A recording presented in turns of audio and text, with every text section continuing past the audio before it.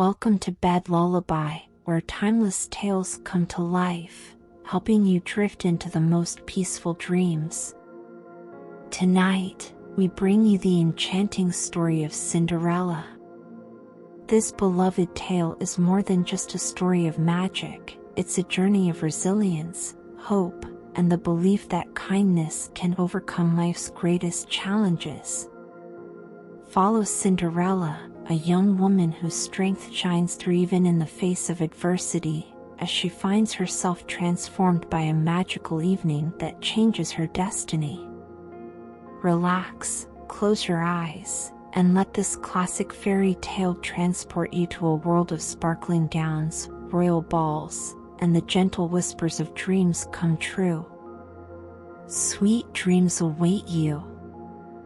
There was once a kindly gentleman named Malcolm who lived peacefully on a small estate with his daughter, Arabella. The child's mother had passed away when she was very young, so although Malcolm cherished many lovely memories of his wife, Arabella knew her only through his stories. Ah, she was beautiful and intelligent, he would tell little Arabella. All the other fellows in town wished for her hand, but I was the lucky one who won her heart. Arabella loved hearing about her mother. These tales made her feel connected to her, even in her absence. The gentleman and his daughter resided in a charming old stone house. It was grand enough to entertain a few visitors, but not so enormous as to feel pretentious. Arabella adored the mansion and its gardens, particularly a special part of the courtyard her mother had tended to with great care. According to her father, her mother had spent hours selecting the trees and flowers to create a serene paradise. To surprise his wife, Malcolm had even added a fountain, stone benches, and an arbor. When she wasn't gardening, she could often be found reading there for hours. Arabella inherited her mother's love for the garden, finding solace among its delicate flowers and gentle breezes. She felt closest to her mother there, enjoying the tranquil beauty and the occasional visits from fascinating animals. Her days were peaceful, if a little lonely, as her father was hesitant to socialize without a lady of the house to organize such affairs. Arabella entertained herself with the help of her faithful little dog, Henry, who provided endless joy and companionship. Years passed, and while Malcolm deeply loved his late wife, he eventually grew lonely. When Arabella was 15, he began spending time with a respectable widow named Lydia, who lived nearby with her two daughters, Agnes and Imogen. Though the girls were properly educated, Arabella found their company uninteresting. While she loved discussing books, horticulture, and music, they preferred gossip and fashion. For her father's sake, Arabella remained polite but felt little connection to her future stepsisters. When Malcolm announced his intention to marry Lydia, Arabella had mixed feelings. She wished for her father's happiness but was apprehensive about sharing her home with three women who had little in common with her. Nonetheless, she congratulated him warmly and prepared for the changes ahead. The wedding was a quiet affair, as was customary for widows and widowers in those days. Lydia and her daughters moved into Malcolm's house, and some rearrangement of rooms was necessary. Arabella, who had one of the largest rooms, graciously offered it to her 17-year-old stepsister, Agnes. However, Agnes seemed to believe that the larger room was her right and made no effort to show gratitude. She spread her belongings all over the room in a jumble, and Arabella, though annoyed, tried to make her smaller room a cozy retreat. Though it wasn't as grand, Her new room had a charming window seat that overlooked her mother's garden and furniture that her mother had chosen long ago. Imogen moved into a similar room across the hall. Arabella noticed that Imogen, like Agnes, was careless with her belongings, leaving dresses, shoes, and jewelry scattered all over the room. Imogen, however, showed no interest in connecting with her new stepsister. The two girls kept to themselves, Arabella in her tidy room with her books and neat clothes, while Imogen was absorbed in her own chaotic world, fussing with her outfits and experimenting with hairstyles. The addition of 3 new family members stretched Malcolm's resources. Arabella had grown up with a small household staff, a kind woman from the village who cooked their meals, and her daughter, Clara, who served as a maid. Arabella and her father had always had a friendly relationship with Clara and her mother, but with Lydia and her daughters in the house, the dynamics shifted. Agnes and Imogen, who had never learned to manage their own affairs, began demanding more of Clara's time, asking her to serve them as a lady's maid, despite her having no training in such tasks. Arabella, feeling sympathy for Clara, would often quietly pitch in with difficult sewing tasks and help where Clara couldn't manage. But Lydia soon complained to Malcolm that her daughters needed a proper maid, one who could attend to their needs with expertise. Malcolm, though perplexed at the demand, promised Lydia he would find someone during his next business trip. Malcolm soon revealed to the family that he would be setting off on an overseas journey. A trusted friend had invited him to invest in a new venture, which he assured them would be profitable. He expected to be gone for a couple of months. Arabella was quiet during dinner as her stepmother and stepsisters inundated her father with requests for gifts and exotic goods.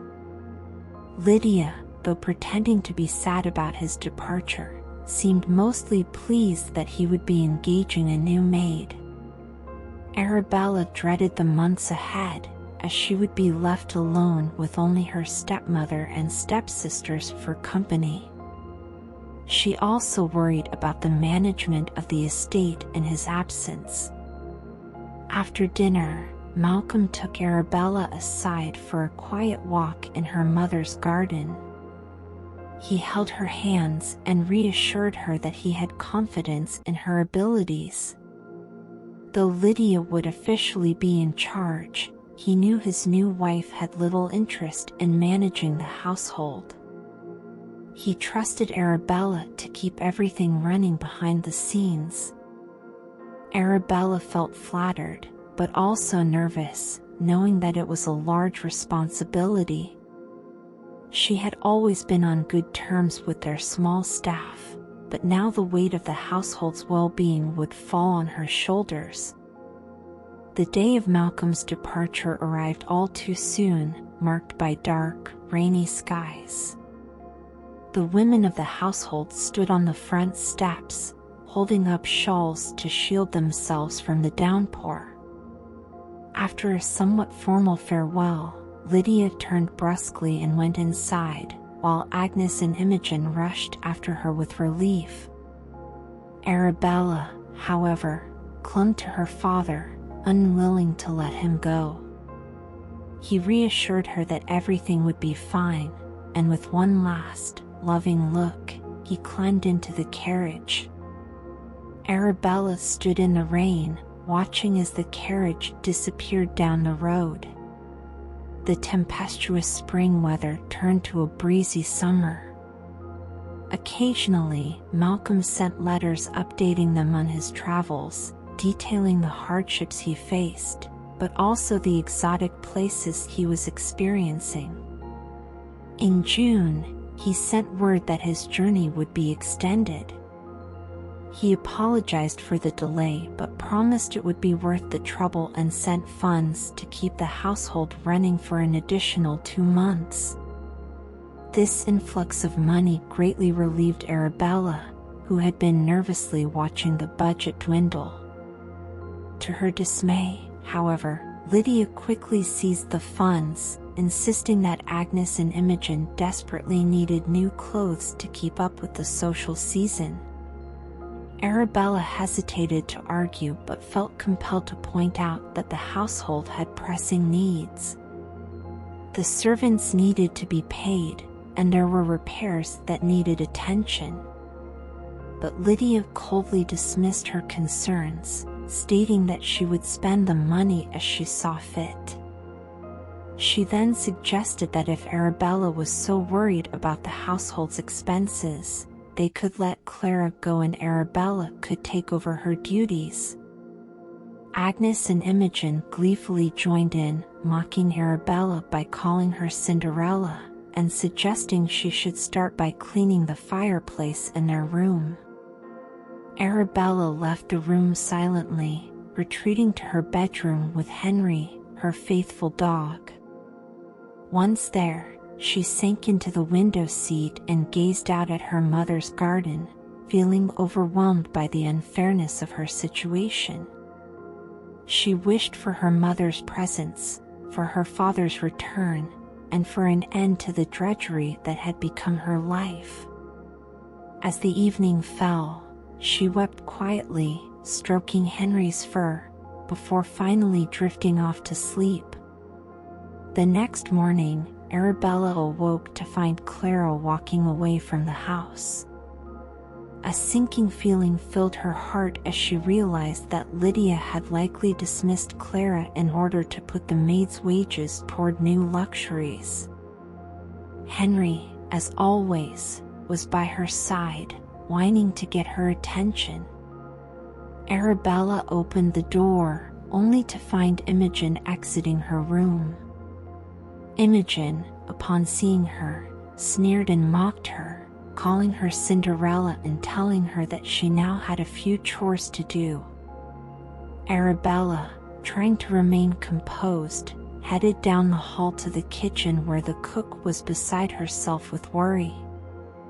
Lydia had been demanding that she take on Clara's tasks in addition to her regular duties. Arabella reassured the cook, promising not to leave her alone. Resolute, Arabella put on Clara's apron and asked the cook where to begin. This was the day Arabella, once the favored daughter and the only lady of the house, became a servant to her stepsisters and stepmother. From that day on, Arabella was called Cinderella by her stepsisters. At first, Agnes and Imogen hesitated, aware that it was wrong to treat her so poorly, but they soon grew bolder. Their demands on her grew, and they insisted on making her perform all the household chores, including the tasks that Clara had once done. It was as though they were deliberately trying to break her spirit, overloading her with an impossible amount of work. They referred to her only as Cinderella, and over time, she began to see herself that way, as the servant in her own home. Despite the cruelty of her stepsisters, Arabella kept her promise to her father. She took on the responsibilities of running the household as best as she could, even though it meant scrubbing floors, dusting, polishing mirrors, and attending to all the mundane details of daily life. It was not to please Lydia and her daughters, but to preserve the home that she and her father had built together. The house was all she had left of her mother, and she could not bear to see it fall into disrepair. As the months passed, the situation became even more dire. Arabella noticed that Lydia had begun to sell valuable household items, antique clocks, pieces of silver, and even a gold-framed mirror. Arabella began to fear that Lydia would sell her mother's jewelry next, or worse, sell her father's cherished books. But the one thing Lydia didn't know was that Arabella had hidden her mother's jewels beneath the hazel tree in the garden, where they would remain safe from her stepmother's greed. Meanwhile, Agnes and Imogen continued to spend their days shopping for new clothes and jewels, hoping to catch the eye of a potential suitor. Despite their best efforts, they were not attracting much attention. Though Agnes was 19 and Imogen 17, neither of them was particularly charming or talented. They lacked wit and conversation, and their only appeal lay in their looks, which were far from extraordinary. Without fortune to back them, they struggled to find suitors. As for Cinderella, despite her shabbier clothing and lack of exposure to society, there was no denying that she was a natural beauty. Though she had never learned the fine arts of dancing or flirtation, her grace and unaffected manner only made her more charming. Lydia, however, kept her hidden away, determined to show off her own daughters first. One autumn day, news arrived that sent Lydia and her daughters into a frenzy of excitement. The king and queen were to spend a few months at one of their country palaces nearby. This was an unusual event, as the royal family had many fine estates, but they rarely visited them. The royal couple was traveling through the kingdom with their son, who was coming of age. It was well known that the prince was now old enough to marry, and his parents intended to introduce him to the land's aristocrats. Lydia and her daughters eagerly anticipated the upcoming ball that would be held in the prince's honor. Every eligible young lady in the kingdom would be attending, hoping to catch the prince's eye. The excitement was palpable as every dressmaker in the area became overwhelmed with orders. Lydia, however, faced a problem. There was no money left for clothes. As soon as Lydia learned about the royal ball, she began ransacking the house, searching for anything of value. She was particularly eager to find the jewels that had once belonged to Malcolm's first wife, but Arabella, who had hidden them away long ago, refused to tell her where they were. In her frustration, Lydia barged into Arabella's room, demanding to know where the jewels were, but Arabella remained calm and told her stepmother that she had no knowledge of their whereabouts. Unable to find the jewels, Lydia confiscated the key to Arabella's room and proceeded to destroy Malcolm's treasured library, taking books and selling them to fund her daughter's wardrobes. Meanwhile, the dressmaker arrived, bringing bolts of beautiful fabric to measure Agnes and Imogen for their new gowns. As the parlor filled with silks and excited chatter, Lydia set about transforming her daughters into beautiful butterflies, though Arabella couldn't help but wonder how much of their efforts would actually work. As the preparations for the ball continued, Cinderella, who had once again been relegated to the role of servant, couldn't help but wish she could attend the royal event. Her stepsisters, oblivious to the turmoil they caused, spent hours getting ready, discussing their gowns, and applying makeup. Meanwhile, Cinderella spent her day pressing their clothes, starching their dresses, and helping them with their hair, knowing that she would not be going to the ball. On the day of the event, Lydia and her daughters spent hours getting ready in their chambers. They were preoccupied with choosing which dresses would be most suitable, while Cinderella worked tirelessly to prepare everything for them. The excitement in the house was palpable as the coach arrived to take them to the palace. The carriage had been borrowed from a neighbor, as the family's own was in disrepair. Agnes and Imogen bickered excitedly about their dresses and whether they would be allowed to speak to the prince.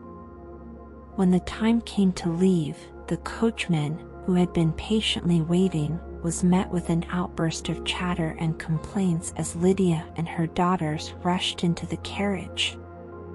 Cinderella watched them go, feeling the pang of loneliness and regret. She stood at the top of the stairs, watching them leave, but as the coach disappeared into the distance, she felt a quiet resolve.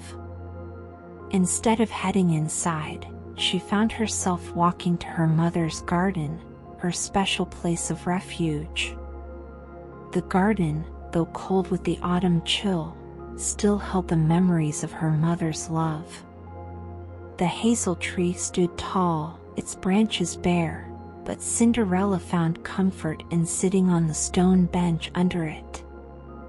Henry, her faithful dog, trotted into the garden to join her. As she stroked his fur, Cinderella whispered to him, expressing her sadness and longing.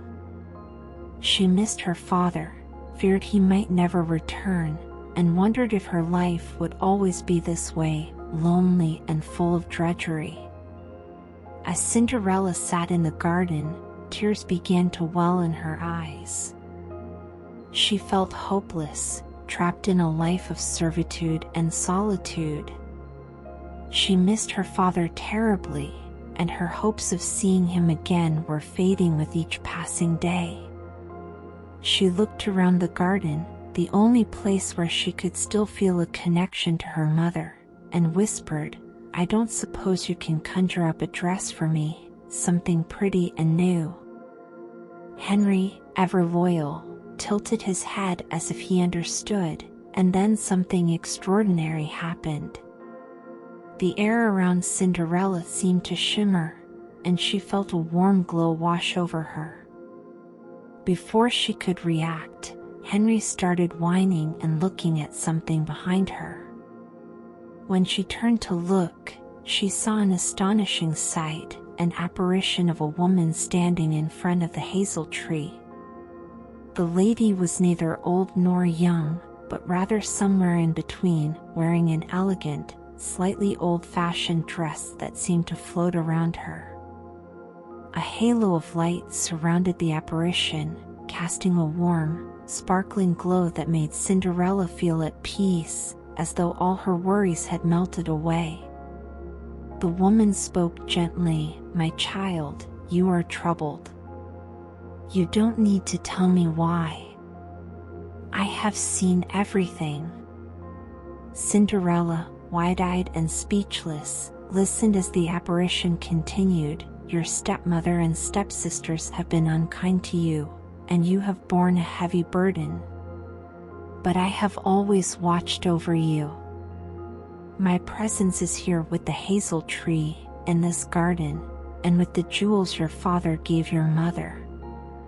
At these words, Cinderella's tears flowed more freely, as the realization that someone understood her trials, someone who had been watching over her, brought her a sense of relief. The apparition smiled sweetly at her, and with a wave of her hand, she gestured to the branches of the hazel tree. Cinderella gasped in astonishment. Hanging from the branches was the most beautiful dress she had ever seen, shimmering gold from top to bottom. The skirt was voluminous and floated gently in the breeze, sparkling as the evening light caught it. At Cinderella's feet were two delicate matching slippers, and hanging on a nearby branch was her mother's topaz necklace, the very one she had hidden long ago. Cinderella could hardly believe her eyes. The shimmering dress, the delicate slippers, and the sparkling necklace all seemed like a dream. She jumped to her feet, whispering her gratitude, but hesitated to touch the beautiful garments. The apparition smiled warmly and said, "Don't worry, my child, you deserve this. I am here to help." With another wave of her hand, Cinderella found herself dressed in the golden gown, the slippers fitting perfectly, and the necklace resting delicately around her neck. Her hair, which had been a simple, unruly mess, was now beautifully styled in soft curls that framed her face perfectly. Cinderella spun around in a circle, the skirt of her dress flowing around her like a feather in the wind. She was glowing inside and out, overwhelmed by the magic of it all. The apparition smiled approvingly, and then turned to the vegetable garden where two squirrels were playing with a pumpkin. With another flick of her hand, a fine coach appeared in front of the house, pulled by two tall chestnut-colored horses. The coach seemed to materialize out of nowhere, and Cinderella couldn't believe her eyes. She looked down to see Henry, who had been sitting by her side, now transformed into a small, dapper coachman, dressed in a fine livery. The dog, now her coachman, grinned at her as if they were old friends. He bowed ceremoniously and gestured toward the coach, indicating that she should step inside. Cinderella, overwhelmed with delight and disbelief, clapped her hands to her mouth in astonishment. Henry, who had always been her loyal companion, was now going to take her to the royal ball. She turned back to the apparition, thanking her profusely. The shimmering lady smiled and said, "Darling, I am your godmother. It is my job to make you happy. This will be a beautiful night, but you must heed my words carefully. At the stroke of midnight, all of this magic will vanish. The coach will turn back into a pumpkin, the horses will become squirrels again, and your beautiful dress will be replaced by the rags you wear to clean the fireplace. You must return before midnight, or there will be consequences. Do you understand?" Cinderella nodded solemnly, knowing she would not forget her godmother's warning. With that, her magical adventure began. Cinderella, now dressed in her beautiful gown and adorned with her mother's necklace, felt like a completely different person. She couldn't wait to attend the royal ball, but she also knew that she had to be cautious of the time.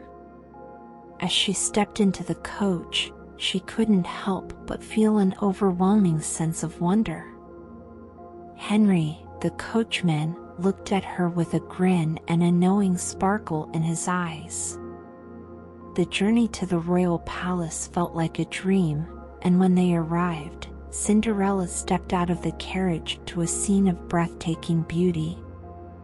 The grand palace, adorned with lights and music, stood in front of her, and she could hardly believe she was about to enter. Inside the ballroom, everyone was captivated by her sudden appearance. No one knew who she was, but all eyes were drawn to her natural grace and beauty.